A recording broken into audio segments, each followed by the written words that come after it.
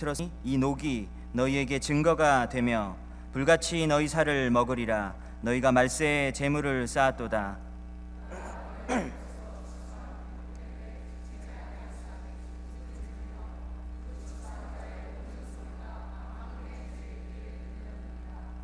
너희가 땅에서 사치하고 방종하여 살육의 날에 너희 마음을 살찌게 하였도다. 너희는 의인을 정죄하고 죽였으나 그는 너희에게 대항하지 아니하였느니라. 아멘. 네, 오늘 말씀 듣기 전에 좌우 옆에 그리고 앞뒤에 계신 분들께 활짝 웃으시면서 주님의 이름으로 환영합니다 라고 인사하겠습니다.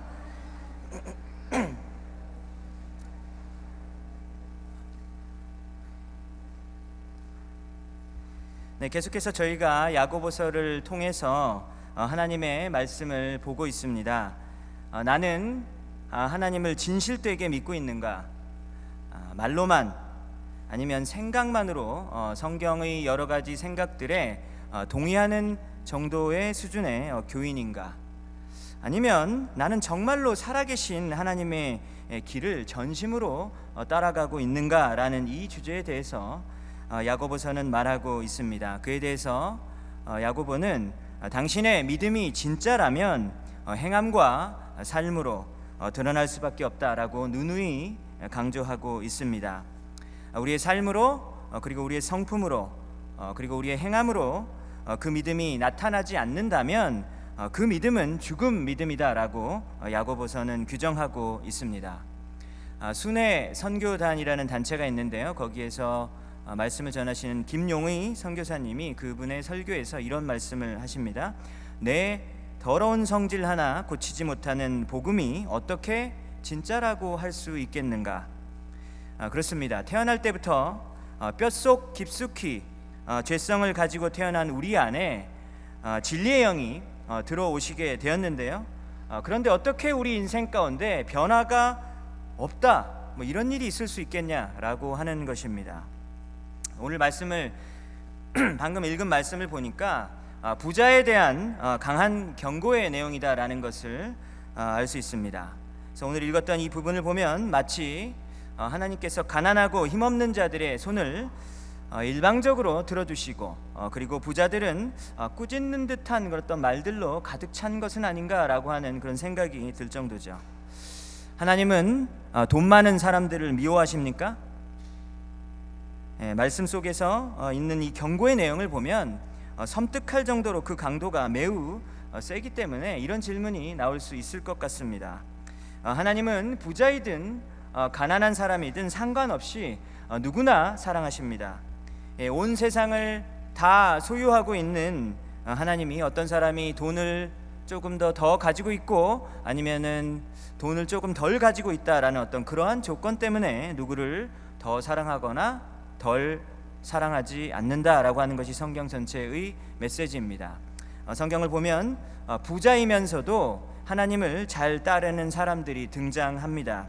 몇 명만 예를 들면요, 구약 성경에 나오는 아브라함, 욥, 다윗과 같은 인물들은요 구약 성경에서 매우 부자였었고 또 그들은 동시에 하나님을 따르는 자들이었습니다. 그래서 우리가 나중에 죽어서 천국을 가게 되면 그들을 우리가 보게 될 것이다 라고 하는 것이죠. 신약 성경에도 그런 인물들이 나오는데요, 삭개오라는 사람은 로마 정부를 위해서 세금을 아주 가혹하게 걷어서 부자가 된 유대인이었습니다. 그런데 예수님은 그 유대인들 입장에서는 매국노잖아요. 그런데 그런 매국노 같은 사람을 찾아가서 전도하고 그리고 아낌없이 사랑해 주시는 모습을 복음서에서 말하고 있습니다. 아리마대 사람 요셉이라는 사람이 나오는데요, 이 사람은 당시 이스라엘의 70명의 그 탑 종교 지도자들 중에서 한 명이었습니다.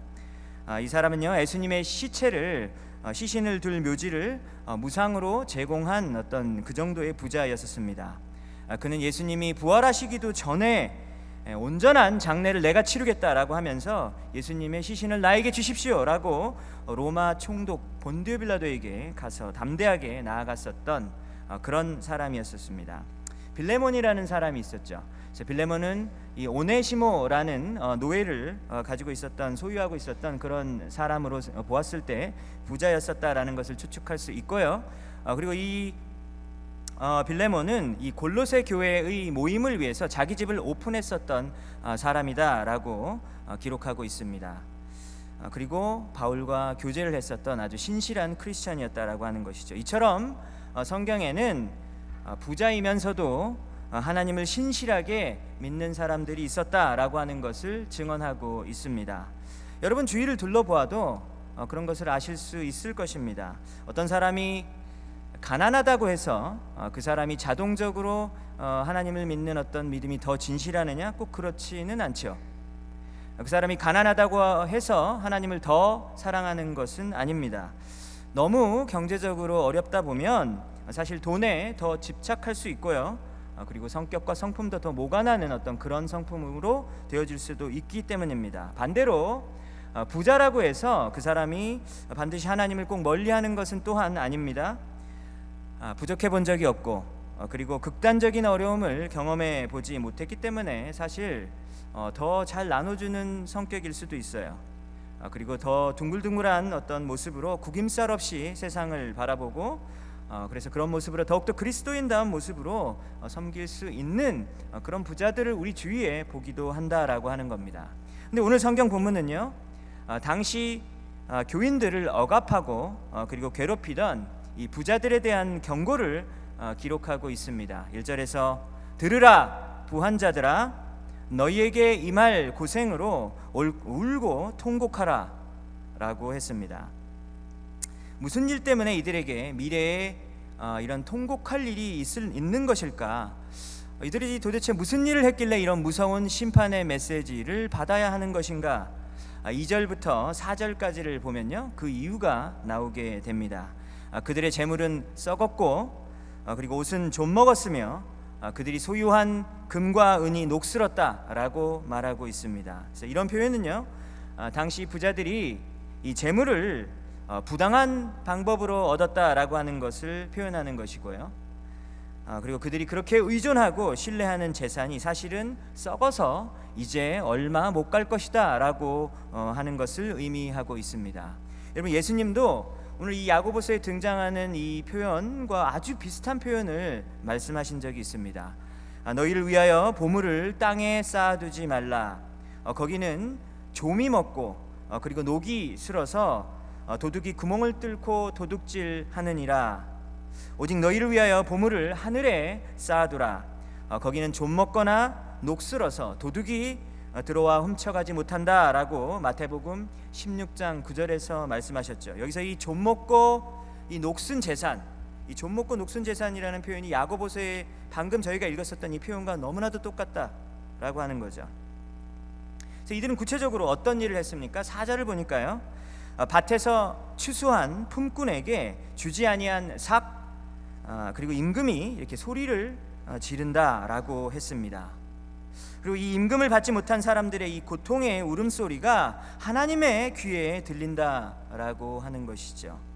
이들은 자신을 위해서 이렇게 일을 한 사람들에게 페이를 제대로 지불하지 않았던 사람들이었습니다. 그런데 이것이 어떤 경제적으로 그렇게 했던 것으로 그리고 무슨 어떤 이유가 있었겠죠. 돈을 주지 못한 이유가 있었을 텐데요. 근데 그것으로 끝나는 것이 아니라 이러한 행위들은 하나님 앞에 짓는 죄다라고 말하고 있다라고 하는 거죠. 그래서 이런 내용의 성경 구절은요, 야고보서 오늘 이 본문에 등장하는 이 구절에서 처음 등장하는 것이 아닙니다. 구약 성경 레위기 19장 13절을 보면 이런 말씀이 있습니다. 너는 내 이웃을 억압하지 말며 착취하지 말며 품꾼의 삭슬 아침까지 밤새도록 내게 두지 말며 라는 말씀이 있죠. 여러분, 하루 벌어서 하루 먹고 사는 사람들은 당장 그날 먹을 것이 없어서 밥을 굶기도 한다라고 하는 거예요. 에이, 미국에 그런 사람이 어딨어 라고 생각하실지 모르지만 미국에도 존재하고 세상 곳곳에 너무나도 그런 사람들이 많이 있다라고 하는 겁니다. 근데 하나님께서는요, 그런 사람들 편에 서서 지금 변호하면서 말씀을 해주고 계신 거예요. 그래서 땅 주인은요, 이렇게 생각할 수 있습니다. 월급 주는 거 오늘 까먹었다 라고 할 수도 있고요, 아니면 오늘 월급 주는 거 참 이게 오늘 좀 힘들 것 같다, 나중에 줘야 되겠다 라고, 아니면 또 여러 가지 이유로 이렇게 미룰 수 있지만, 못 줄 수 있지만, 임금 받는 시간만 눈이 빠지게 기다리고 있었던 사람들은요, 당장 돈이 없어서 밤을 지새면서 울 수도 있다라고 하는 것을 하나님이 모르시지 않는다라고 하는 것을 이야기하고 있는 거예요. 한 구절을 더 보겠습니다. 신명기 24장 15절을 보면 또 비슷한 말씀이 나옵니다. 그 품삯을 당일에 주고 해진 후까지 미루지 말라. 이는 그가 가난함으로 그 품삯을 간절히 바람이라. 그가 너를 여호와께 호소하지 않게 하라. 그렇지 않으면 그것이 내게 죄가 될 것이라 라고 말씀했습니다. 이런 페이를 못 받는 사람이 하나님께 막 울부짖으면서 기도한다라고 하는 거예요. 하나님, 오늘 월급 못 받았어요. 너무 힘들어요 라고 하면서 하나님께 기도를 올려드린다라고 하는 거예요. 그래서 여러 성경 구절들은요, 또 이렇게 보니까 하나님이 이렇게 임금 받는 직원들 편만 이렇게 자꾸 하시는 게 아닌가라는 생각이 들 수 있는데요, 사실 사업을 하시는 분도 되게 어려우시잖아요, 그죠?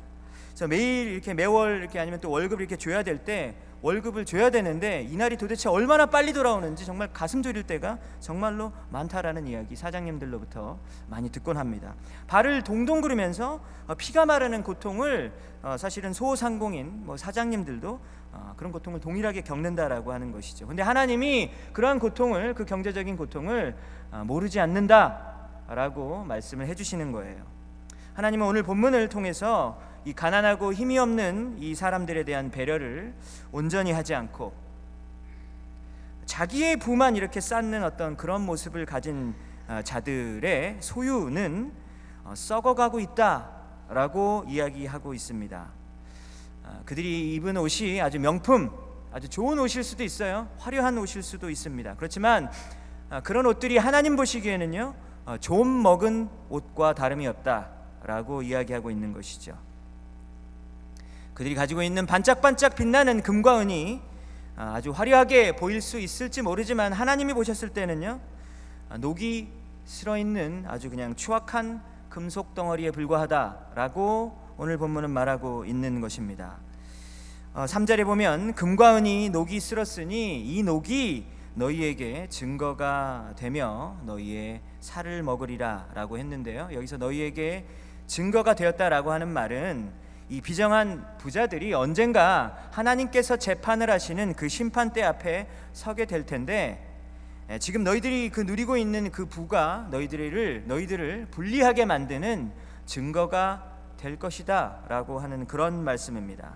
지금은 다른 사람을 착취하여 모은 그들의 재산이 그들의 살을 이렇게 배불리고 있지만 언젠가 그 재산이 오히려 그들의 살을 갉아먹는 그런 무서운 심판의 날이 다가올 것이다 라고 하나님께서 엄중하게 경고하고 계시는 것입니다.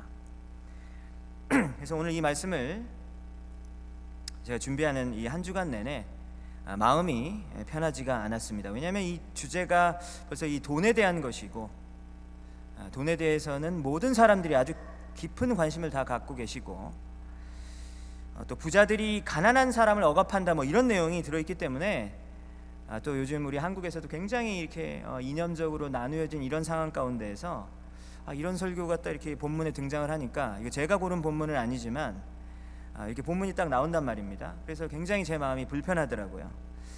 또 부자라고 하는 것이 굉장히 상대적인 개념이잖아요. 그렇기 때문에 도대체 이 말씀을 누가 제대로나 들을까라는 생각이 제 마음 가운데 들더라고요. 왜냐면 우리 중에서 누가 봐도 저 사람은 좀 부자 이런 사람 있잖아요. 근데 그 사람한테 한번 물어보세요. 혹시 부자십니까? 라고 물어보셨습니까? 그럼 그 사람이 뭐라 그러죠? 저 부자 아니에요. 힘듭니다. 경제적으로 요즘에 너무 어려워요. 다 그러거든요. 다 그렇게 얘기하지 누가 자기가 부자라고 얘기해요. 부자는 굉장히 상대적인 개념이죠. 근데 또 그분이 그렇게 아니라는데 이게 틀린 말은 아니죠. 그렇죠? 왜냐하면 지금 전 세계 2019년 전 세계에서 가장 부자 누군지 아시나요? 아마존의 CEO인 그 베조스거든요. 베조스. 그분이 이제 지금 이제 전 세계 부자 1등이고 2등 빌 게이츠 워런 버핏 이런 유명한 사람들 있거든요. 그분들에 비하면 가난하신 거 맞잖아요, 사실. 그죠? 그러니까 집이 막 수백만 불이 있고 막 온갖 걸 다 가지고 있어도 그분들에 비하면 사실 되게 가난하고 불쌍하거든요. 그죠? 그러니까 그렇게 이야기할 수 있는 겁니다. 왜냐하면 부라는 건 굉장히 상대적이기 때문입니다. 그렇게 생각하면 이 성경 구절을 이렇게 지금 저희가 들었지만 나랑은 별로 상관없는 성경 구절이네 라고 다들 생각하실 것 같아가지고 이 말씀을 도대체 어떻게 전해야 되나 라고 하는 고민이 들더라고요. 나도 당하면 당했지 내가 누구를 돈으로 내가 억압을 해, 내가 누굴 착취해 라고 다들 생각할 거예요. 그렇지 않습니까? 또 어떤 분은 이렇게 생각하시는 분도 있을 것 같았습니다. 그래, 우리 집 부자다, 어떡할래? 이렇게 생각하는 분도 있을 것 같아요. 내가 열심히 일해서 성실하게 돈을 벌었고 최선을 다해서 이 자본주의 사회에서 내가 모았는데 왜 나한테 정죄감을 주려고 하는 거야? 라는 생각 할 수도 있을 것 같다라는 생각이 들더라고요.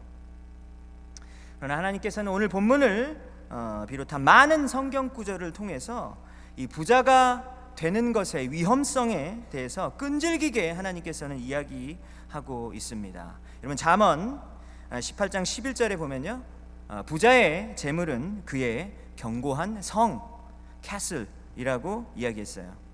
여러분 튼튼한 성 안에 살면요, 방어를 잘하면 아무리 강한 군대가 쳐들어와도요, 공격을 당해도 자기 생명을 유지할 수 있잖아요. 부지할 수 있거든요. 그래서 이 성은 이 안정감과 그리고 보호를 상징하는 것입니다.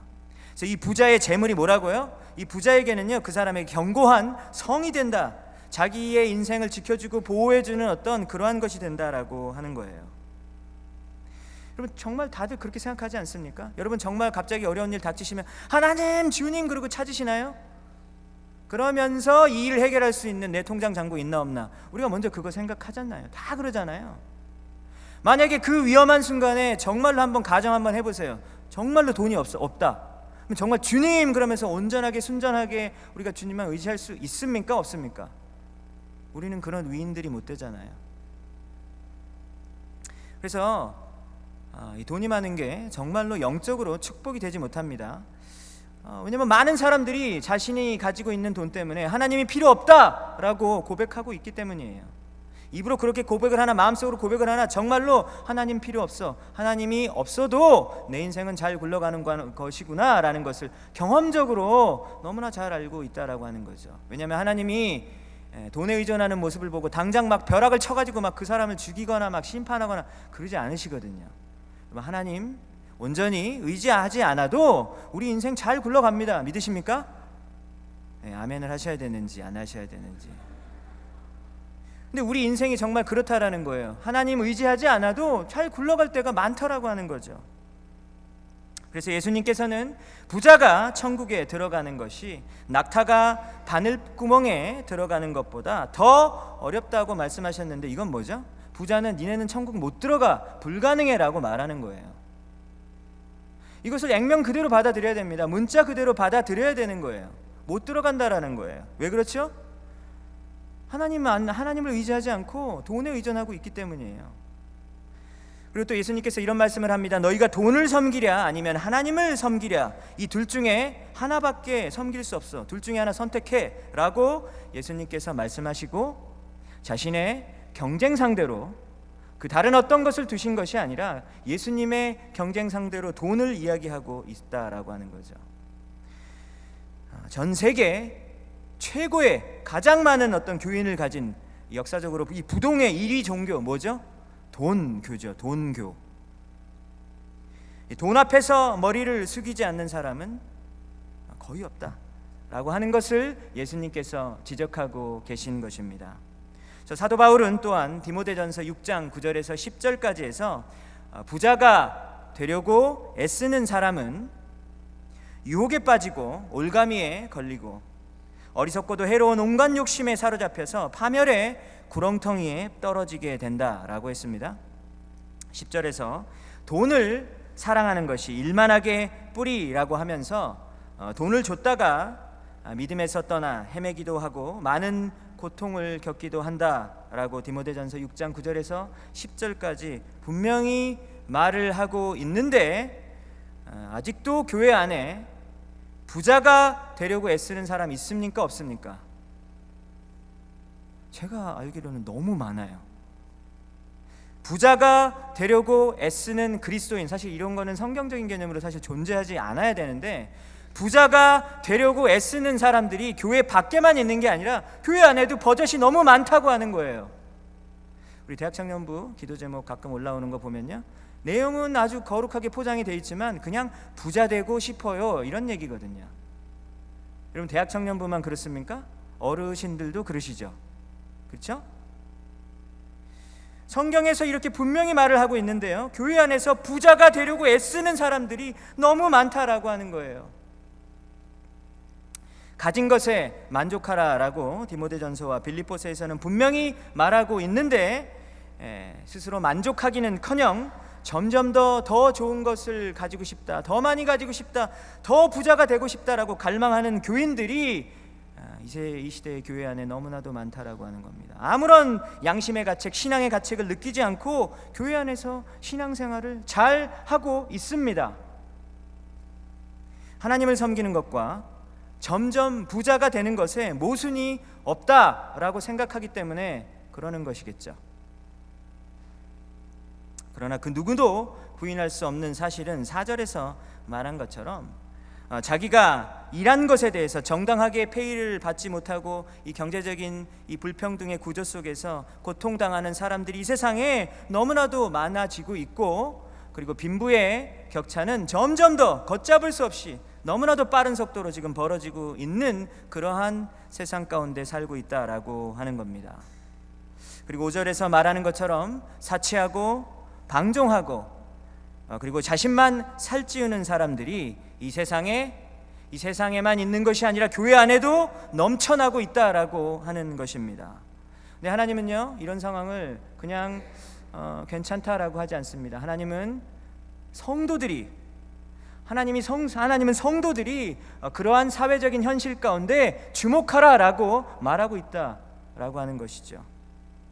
여러분, 타임 잡지 아시죠? 타임지 9월호에 The Left Behind Economy라는 제목의 이 커버 페이지로 이번 잡지가 나왔는데요, 미국에서 팁을 받으면서 생계를 유지하는 사람들이 겪고 있는 이 극심한 경제적 어려움에 대한 내용으로 이 잡지가 이제 나왔습니다. 그래서 이 기사를 보면요, 최근 미국 경제가 10여 년간 이렇게 수치적으로는요 굉장히 크게 성장을 하고 있는데, 그 혜택을 다 받는 것이 아니라 그 혜택을 받지 못하고 있는 사람들, 즉 뒤에서 버려진 사람들, 뒤에서 남겨진 left behind 된 사람들이 있다라고 하는데, 그 사람들이 누구냐면요, 그 사람들 중에서 일부 그룹이 누구냐면 팁으로 생계를 유지하고 있는 사람들이다라고 하는 어떤 그런 기사의 내용입니다.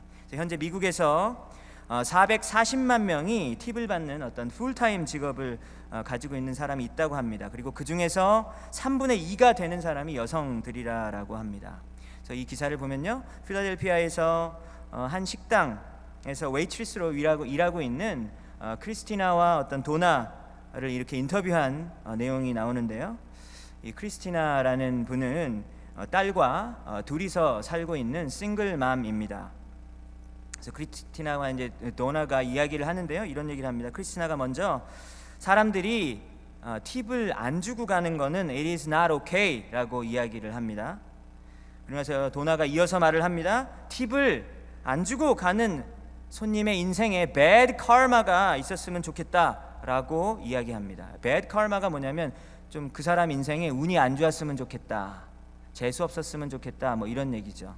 근데 이 도나가 지금 이 정말로 다른 사람의 인생을 어떤 저주하는 내용이 아니죠. 별 생각 없이 우리가 팁을 안 주고 가거나 아니면 어떻게 해서든지 내가 팁을 조금 주려고 막 계산하고 우리가 뭐 그러지 않습니까? 팁을 조금 줘야 돼, 조금 줘야 돼. 그렇게 애쓰는 어떤 그런 손님들의 행동이 이 식당 서버들에게는 생계를 위협하는 일이 될 수 있다라고 하는 것이죠. 그래서 이분들이 경제적으로 어려움을 겪고 있는 것일 뿐만 아니라 그 손님들에게 이 성희롱, 이 섹슈얼 허래스먼트, 이런 것들을 굉장히 많이 당한다고 해요. 그래서 크리스타는 이 함께 사는 딸이 자신처럼 고생을 안 했으면 하는 바람을 가지고 있어요. 당연하겠죠? 그래서 이 가난을 우리 자식만은 좀 탈출했으면 좋겠는데 도대체 어떤 방법일까라고 생각하는데, 크리스티나가 생각하는 방법은요, 교육이라고 생각을 하고 있더라고요. 딸이 공부를 잘해서 자기보다는 조금 더 나은 삶을 살기를 간절히 바라는 엄마의 마음입니다. 여러분, 이 마음 우리 너무 잘 이해할 수 있지 않나요? 그러나 잘 생각해 보십시오. 우리 살다 보면은 갑자기 자동차가 고장이 나기도 합니다. 생각지도 못하게 갑자기 아파서 병원비가 수천 불이 이렇게 날아올 수도 있잖아요.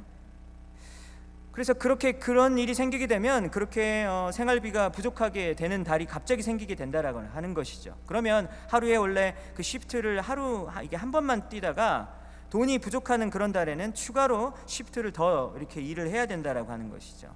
왜냐면 그렇게 해야만 그 달에는 아파트 렌트비를 낼 수 있기 때문이죠. 그래서 근데 만약에 하루에 이 투 시프트를 이렇게 뛰게 된다면 아침에 나가서 원래는 보통 오후쯤에 돌아와야 되잖아요. 퇴근을 해야 되는데 아침에 나가서 새벽 막 2시, 3시까지 일을 해야 될 때도 있다라고 하는 것이죠. 그러면 그런 경우에 이 집에 딸이 있잖아요. 그럼 이 딸은 하루 종일 집에서 방치가 되는 거잖아요. 그죠? 엄마의 소원대로 집에 혼자서 자율학습을 열심히 해서 공부를 잘하면 좋겠는데 잘할 수 있을까요? 공부를 열심히 해서 장학금을 받고 대학에 합격했으면 좋겠는데 정말로 그렇게 잘할 수 있을까요? 잘할 수 있으면 참 좋겠는데 그렇게 되지 못할 확률이 더 크다라는 거 우리들은 아주 잘 알고 있습니다. 여러분, 이게 참 우울한 이야기잖아요. 우울한 이야기지만 이것이 바로 우리가 살고 있는 세상에서 매일매일 벌어지고 있는 일이다라고 하는 겁니다. 지금 이 순간에도 이 빈부의 격차가 점점점 벌어지고 있다라고 하는 것이죠. 누군가는 사치를 즐기고 더 많이 좋은 것을 소유하려고 정말로 노력을 하고 있고, 그리고 그런 사람들 중에서 교인이라고 하는 사람들도 굉장히 많이 있다라고 하는 겁니다. 근데 하나님께서는요, 이러한 사회의 상황을 매우 싫어하신다라고 하는 거예요. 그리스도인들을 통해서 뜻이 하늘에서 이룬 것처럼 땅에서도 이루어지시기를 원하시는 것이 바로 하나님의 마음입니다. 저와 여러분들을 사용하셔서 이 땅에 하나님의 정의와 공의와 그리고 사랑이 실현되시기를 원하십니다. 근데 이 거대한 이 경제 이 구조 속에서 내가 도대체 뭘 할 수 있는데 라고 하는 그런 생각이 사실 들 수밖에 없죠. 그러나 하나님께서는 저와 여러분들을 통해서 각자 할 수 있는 곳에서 주님의 사랑을 주위에 있는 사람들에게 실천하시길 원하시고요, 그리고 우리의 마음 가운데 여전히 예수 믿은 다음에도 그대로 존재하고 있는 이 탐욕을 버리라 라고 예수님께서는 계속해서 말씀하고 있는 것입니다. 여러분, 구약 성경에 아모스라는 선지자가 있습니다. 아모스 선지서 4장을 보면요, 이런 말씀이 있습니다. 이 말을 들으라. 가난한 사람들을 억압하고 빈궁한 사람들을 짓밟는 자들아, 주 하나님이 당신의 거룩하심을 두고 맹세하신다. 두고 보아라. 너희에게 때가 온다. 사람들이 너희를 갈고리로 꿰고 끌고 갈 날, 너희 남은 사람들까지도 낚시로 꿰어 잡아갈 때가 온다라고 말했습니다. 여러분, 이렇게 성경 구절은 이런 구절들이 정말 많거든요. 계속해서 이렇게 이야기를 하고 있는데 오늘 이 말씀을 들으면서 아니야, 나는 정말 다른 사람 내가 못되게 해가지고 내가 돈 번 적 한 번도 없어 라고 생각하실지도 모르지만, 이 복잡한 경제 구조 가운데서 사실 우리가 가진 이 욕심과 탐욕 때문에 내가 알게 아니면 내가 모르게 사실 가난한 사람은 사실 억압한 일이 사실 있거든요. 근데 하나님은 그것에 주목하기를 원하시는 겁니다. 여러분, 혹시 지금 주식 투자를 하고 계십니까? 아니면 주식 투기를 하고 계십니까? 여러분, 혹시 부동산 투자를 하고 계십니까? 아니면 부동산 투기를 하고 계십니까? 민감한 질문 해드려서 너무 죄송합니다. 남이 하면 투기, 내가 하면 투자. 혹시 이렇게 생각하고 있지는 않습니까? 내가 필요하다고 생각하는 것을 위해서, 그리고 내 가족을 위해서는 정말로 아낌없이 돈을 쓰지만 하나님의 일을 위해서, 그리고 내 주위에서 경제적으로 어려운 사람들에게는 너무나도 인색한 모습 우리에게 있습니까? 없습니까? 오늘 말씀이 우리의 마음 가운데 파고 들었으면 좋겠습니다. 여러분, 여러분들은 누구에게 투표하십니까? 우리 정치 지도자를 뽑을 텐데요, 이 정치 지도자들이 사회 가운데 미치는 영향력은 우리 일반인들이 미치는 영향보다 너무나도 크죠. 근데 여러분들은 누구에게 투표를 하십니까? 만약 여러분들이 정말로 성경적인 세계관을 가지고 있다면 그 정치가는 어떤 생각을 가진 사람이어야 하는 것이죠? 오늘 말씀을 계속해서 보니까 정치가는요, 빈부의 격차를 줄이는데 굉장히 관심이 많은 사람이어야 합니다. 약자들의 인권을 소중하게 생각하는 그런 정치 지도자들을 지지해야 하는 것이, 만약에 여러분들이 그리스도인이라면 그렇게 해야 된다라고 하는 것이죠. 아닙니까? 아니면 여러분들이 혹시 어렸을 때부터 계속해서 그냥 가지고 있었다, 아니면 부모님으로부터 그냥 물려왔었던 어떤 정치관을 가지고 계시면서 무슨 수를 써서라도 내 나라 경제를 키워줄 수 있는 사람이면 나는 그 사람을 뽑겠다라고 혹시 여전히 생각하고 계십니까? 여러분들께서 믿고 있는 그 예수님을 믿는 신앙이 만약에 진짜라면 그 신앙이 교회 안에서만 머물러 있어서만 되는 것이 아니라, 그리고 나의 영역 중에서 영적인, 내 삶 가운데서 영적인 영역 일부분만 다스려야 되는 것이 아니라 내 삶의 모든 영역 가운데서 주님께서 통치하셔야 하는 것입니다. 왜냐하면 돈과 영성은 분리될 수 없기 때문이죠. 강남에 있는 사랑의 교회에서 목회하셨던 오카는 목사님이 설교 중에 이런 말씀을 하셨다고 합니다.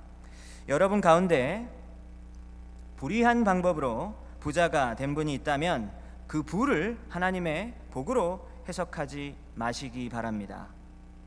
혹시 우리 중에 공인회계사가 있습니까? 세금을 적게 내려고 재주 피우는 사람에게 동조하지 마십시오. 그것은 하나님의 명령을 거역하는 행위입니다. 말이 너무 세지 않습니까? 여러분, 우리나라에서 제일 잘 산다고 하는 사람들이 모여있는 그 강남 한복판에서 이런 설교를 거침없이 한다는 게 얼마나 어려울까라는 생각을 저는 하게 되더라고요. 부동산으로 엄청난 수익을 올린 사람들이 그 교회에 사실 가득할 텐데, 그 교회에서 부동산 투기하지 말라, 자식에게 유산을 남기지 말라, 이런 메시지를 가감없이 증거하셨는데, 이런 설교가 정말로 성경에서 나오는 선지자의 목소리가 아닐까라는 생각을 해보게 되었습니다. 여러분, 정말로 이런 메시지 받아들이기 힘들지만 교회에서 마땅히 이런 메시지가 선포되어야 하지 않겠습니까? 어떤 교회에서는요, 국회의원이 왔다고 일어서가지고 성도들 앞에 세워가지고 인사를 받게 하는 일이 있다고 하는데요, 이게 말이 되는 얘기입니까? 여러분, 수천억 원짜리 교회 건물을 완공했다 그러면서 구청장, 서울시장, 대학교 총장들을 불러가지고 귀빈석에 앉히는 모습이 있다고 하는데요, 지금 이 시대에 교회에서 실제로 벌어지고 있는 모습입니다. 사회에서 저명한 누구누구가 우리 교회에 다닌다라는 거를 자랑하는 사람들이, 교인들이 있다라고 하는 거예요. 교회의 자랑은 예수 그리스도밖에 없습니다. 여러분, 바로 이것이 야고보서 2장에서 하고 있는 말씀이잖아요. 부자들이 오면 여기 귀한 자리 여기 이쪽에 앉으십시오라고 안내를 하고, 가난한 자가 오면 아무데나 앉든지 아니면 내 발 저기 밑에 어디다 앉든지 알아서 해 라고 하는 그런 죄악의 모습이 있다라고 야고보서 2장에서 지적했잖아요. 근데 그런 일들이 지금 교회에서 버젓이 벌어지고 있다라고 하는 것이죠. 얼마나 냄새나고 추악한 일입니까? 여러분, 제가 지금 시장님, 구청장님 미워하는 얘기 아니죠. 그분들도 교회 와서 예배 드리셔야 되죠. 당연히 오셔야 되고, 그분들 제가 미워할 이유 전혀 없습니다. 그렇지만 예배 오셨으면요, 예배 잘 드리시고 조용히 가시면 되잖아요. 왜 인사를 받아요? 그럼 만약에 우리 교회 가운데 가난한 홈리스가 오고, 아니면 알코올 중독자가 오고, 아니면 성소수자들이 왔었을 때 혹시 우리는 눈살 찌푸릴 겁니까? 어떻게 할 겁니까?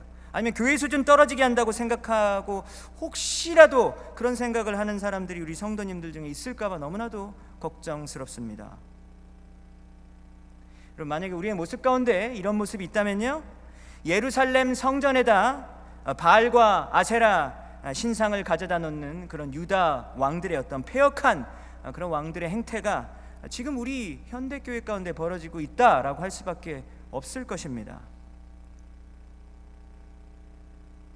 근데 이러한 것들이 남들 얘기만은 아니잖아요. 우리 이야기이기도 합니다. 이민 가방 내가 하나 들고 왔는데 수십 년의 고생 끝에 지금 이만큼 이루어냈다, 아니면 앞으로 내가 반드시 이루어낼 것이다 라고 하는 그 아메리칸 드림 속에서 우리의 이기적인 욕망 있습니까? 없습니까? 그래서 우리 자신을 되돌아보는 그런 말씀이 되었으면 좋겠습니다. 너희 믿음을 행함으로 드러내라. 행함이 없는 믿음은 죽은 믿음이다 라고 할 때 그 행함의 영역 안에 오늘 성경 구절의 주제인 이 돈이 포함되고 있다라고 하는 거예요.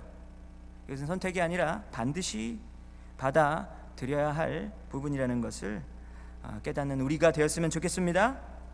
왜냐하면 우리의 돈이 있는 곳에 우리의 마음이 있고요, 그리고 우리의 마음이 있는 곳에 마음에 있는 그것이 바로 우리의 인생을 이끌어 갈 것이기 때문입니다. 여러분, 유발 하라리라고 하는 사람이 있는데, 유발 하라리라고 하는 히브리 대학교, 예루살렘에 있는 히브리 대학교 역사학과 교수가 쓴 사피엔스라는 책에 보면요, 이런 내용이 나옵니다. 1500년대에 스페인이 멕시코의 아스텍 사람들이 살던 곳을 침략했습니다. 근데 아스텍 사람들이 스페인 사람들이 이렇게 보니까 어떤 그 노란 금속에 극도의 관심을 가지고 있다라는 사실을 알아차렸다라고 합니다. 그래서 원주민이 질문을 합니다. 스페인 사람들은 왜 그렇게 금에 열광하는 거냐라고 원주민이 물어보자 스페인 출신 코르테스가 이런 말을 했다고 합니다. 나와 내 동료들은 금으로만 나을 수 있는 마음의 병을 앓고 있다. 여러분, 혹시 저와 여러분도 돈으로만 나을 수 있다라고 생각하는 어떤 그런 마음의 병을 앓고 있지는 않습니까? 우리 인생 가운데서 생각만 해도 한숨이 나오는 여러 가지 문제들이 있는데요, 그 문제들을 해결해 줄 것 같은 여러 방법들이 우리 머릿속에 떠오르는데요, 하나님은 말씀하십니다. 내가 너의 인생을 붙들고 있다. 이 세상에 없어질 것들의 마음을 두지 말고 영원한 하나님의 마음을 두라 라고 하나님께서는 오늘도 말씀하고 계십니다. 그래서 옆에서 고통을 당하고 있는 자들에게 무관심하지 말고 그들에게 눈을 돌리라 라고 말씀하고 계십니다.